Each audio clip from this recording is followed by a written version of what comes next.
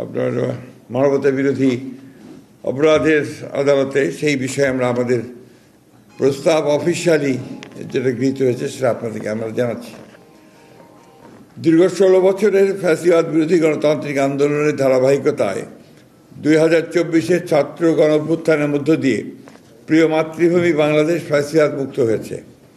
এই দীর্ঘ রক্তাক্ত সংগ্রামে শত সহস্র বিরোধী দলীয় রাজনৈতিক নেতাকর্মী সহ সমাজের সর্বস্তরের অসংখ্য নাগরিক গুম, খুন, বিচার বহির্ভূত হত্যাকাণ্ড, হামলা, মামলা, নির্যাতন, নিপীড়ন ও অবর্ণনীয় দুর্ভোগের শিকার হয়েছে। অবশ্যই ছাত্রগণ অভ্যুত্থানে ছাত্র জনতা, শ্রমিক, নারী, শিশু সহ সহস্রাধিক নাগরিকের আত্মদান, অন্ধত্ব, চিরপঙ্গুত্ব বরণের মধ্য দিয়ে ইতিহাসে জঘন্যতম ফ্যাসিস্ট শেখ হাসিনা আওয়ামী বাকশালী শাসন আমলের পতন হয়েছে। সারা বিশ্বের জনমত এবং বাংলাদেশের জনগণের দাবি ও প্রত্যাশা ছিল যারা পতিত স্বৈরাচার ও তার দোসরদের মানবতা বিরোধী ও নৃশংস জঘন্য হত্যাকাণ্ড এবং গণহত্যায় অপরাধের বিচার হয়।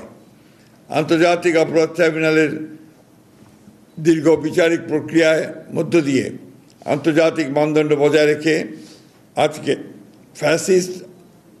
আওয়ামী ফ্যাসিস্ট শেখ হাসিনা তার 2 দোসরের বিরুদ্ধে রায় ঘোষিত হয়েছে।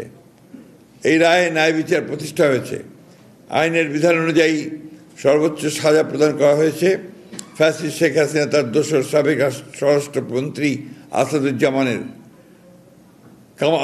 কামালের। পুলিশের সাবেক আইজিপি চৌধুরী আবদুল্লাহ মামুনকে বিচারিক প্রক্রিয়ায় সহযোগিতার কারণে প্রাপ্য সাজা কমিয়ে 5 বছর কারাদণ্ড প্রদান করা হয়েছে। আইনের শাসন ও ন্যায় বিচার প্রতিষ্ঠায় দৃঢ় প্রতিজ্ঞ বিএনপি এ ব্যাপারে জনগণকে সদা সর্বদা সচেতন থাকার আহ্বান জানাচ্ছে। একই সাথে বিএনপি অন্যান্য মামলায় অভিযুক্তদের সুবিচারের দাবি জানাচ্ছে। আমরা মনে করি গত 16 বছরের গুম, খুন ও বিচার বহির্ভূত হত্যার শিকার এবং 2024 ছাত্র গণ অভ্যুত্থানে রাষ্ট্রীয় সন্ত্রাসের শিকার সহস্রাধিক শহীদের আত্মা শান্তি পাবে।